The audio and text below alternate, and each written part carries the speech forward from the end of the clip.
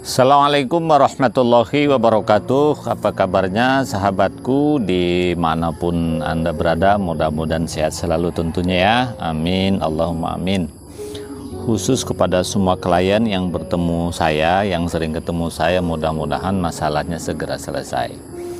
Baiklah, pagi ini saya ingin menjawab curhatan dari seorang laki-laki, seorang suami ya, orang dekat sini juga, tetangga provinsi Kepulauan Riau, tepatnya di Kabupaten Kampar. Dan Pak Mariono, apakah saya salah ketika saya bergabung dengan grup alumni SMP saya? Karena istri saya, Pak, melarang saya masuk grup alumni.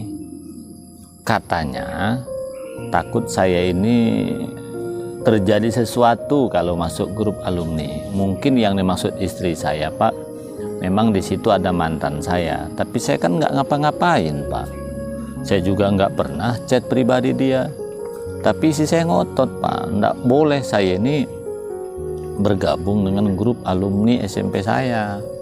Padahal di situ kan banyak pertemanan, Pak, yang menurut saya ada positifnya untuk mengenang masa lalu. Oke, baiklah ya. Kewajiban suami terhadap istri itu kan bukan hanya nafkah lahir, tapi juga nafkah batin.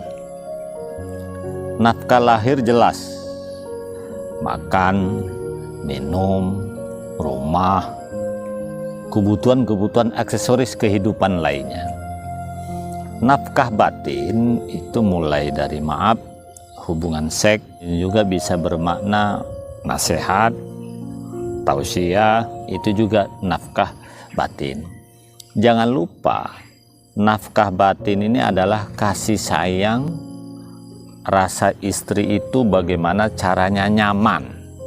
Salah satunya adalah istri pastikan jangan cemburu berlebihan yang menyebabkan dia sakit.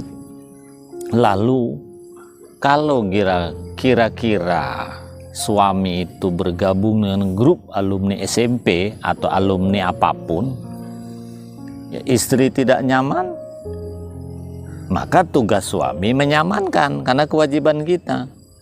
Ada perintah Allah tuh kepada kita para laki-laki ya, washiruhunna bil ma'ruf, pergaulilah istrimu dengan cara yang ma'ruf.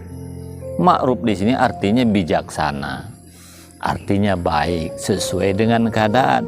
Disinilah pentingnya seorang laki-laki tidak boleh egois, karena antara istri kita dengan istri teman, istri orang lain itu tidak sama. Maksud saya, kalau ada teman kita masuk grup alumni, istrinya tak mempersoalkan, sementara istri kita mempersoalkan, jangan samakan istri orang lain dengan istri kita. Setiap orang punya perasaan masing-masing, setiap orang juga punya pengetahuan masing-masing, setiap orang juga punya latar belakang masing-masing. Lalu pertanyaannya, mengapa ada orang lain yang tidak setuju pasangannya, bisa suami atau istri, bergabung di grup alumni? Alumni apa saja ya? Ya mungkin di dalam grup itu ada anggotanya yang punya sejarah dengan pasangannya. Sejarah itu bisa saja mantannya, mantan pasangan kita, atau mantan kita sendiri. Gitu ya. Kalau mantan pasangan kita kan khawatir dia menjadi atau rumah tangga kita berantakan, atau justru mantan kita yang ada di situ. Jadi sebenarnya ketika istri atau suami tak setuju pasangannya itu masuk grup alumni, jangan dulu dianggap tidak baik. Mungkin niatnya baik. Lalu Pak, sebenarnya apakah tidak boleh Pak menurut hukum agama? Kan kita berumah tangga ini kan harus saling paham. Setiap orang punya latar belakang masing-masing, setiap orang punya masalah masing-masing. Nggak bisa disamakan pasangan kita dengan pasangan orang lain.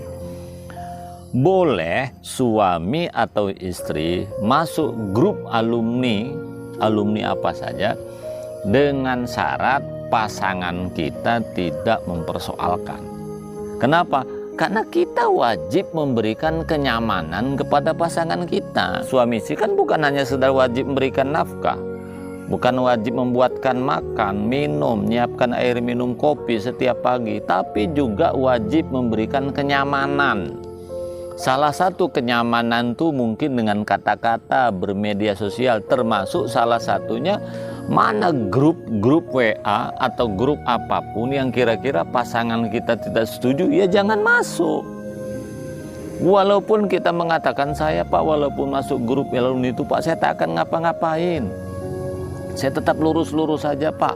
Memang dalam grup itu ada mantan kita. Itu kan kata kita. Kita kan tahu the power of mantan, kekuatan mantan itu. Jadi kalau tadi yang bertanya laki-laki, Pak Mariono, apakah saya salah masuk grup alumni? Ya salah kalau istri tidak mau. Terus kalau sekedar untuk hiburan, bertemu dengan orang-orang di dalam grup itu mungkin teman sekolah, masa iya kita harus mengorbankan istri kita yang sehingga rumah tangganya berantakan? Kan tadi sudah saya katakan, kalau memang nafkah batin kita harus diberikan kepada istri karena kewajiban kita laki-laki, kan bukan hanya makan minum, termasuk memberikan kenyamanan, itu juga nafkah batin. Ya kita nasihati, kita omongi, kita berikan penjelasan. Kalau istri kita belum paham-paham juga, ya kita ngalah lah. Jangan bergabung dalam grup alumni. Nah, kenapa? Karena biasanya ketika dalam grup itu ada mantan yang terindah, kita ada di situ. Walaupun dia sudah bersuami, kita pun sudah beristri, itu bisa nyambar juga suatu saat. Magnet itu akan nyambung lagi. Bisa saja suatu saat akan balikan dengan kita walaupun kita sah punya pasangan yang masing-masing. Itu fakta memang banyak kejadian seperti itu. Maka lebih bagus menghindar saja.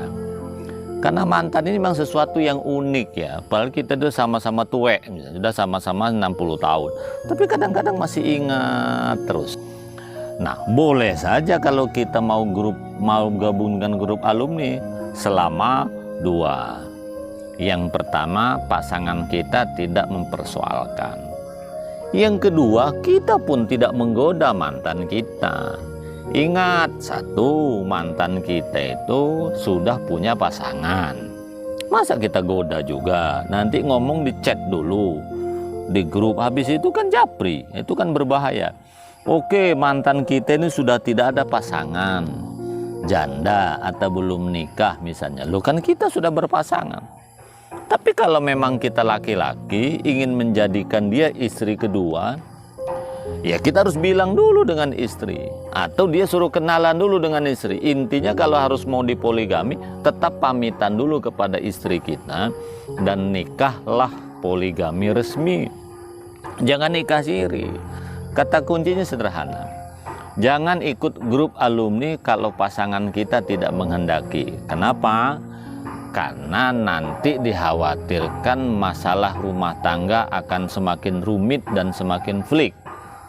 Tapi kalau istri memang setuju, silahkan saja. Tapi tetap dengan catatan, kita jangan sampai melakukan perbuatan yang tidak baik. Saya kira itu ya, kurang lebihnya mohon maaf. Cukup sekian. Assalamualaikum warahmatullahi wabarakatuh.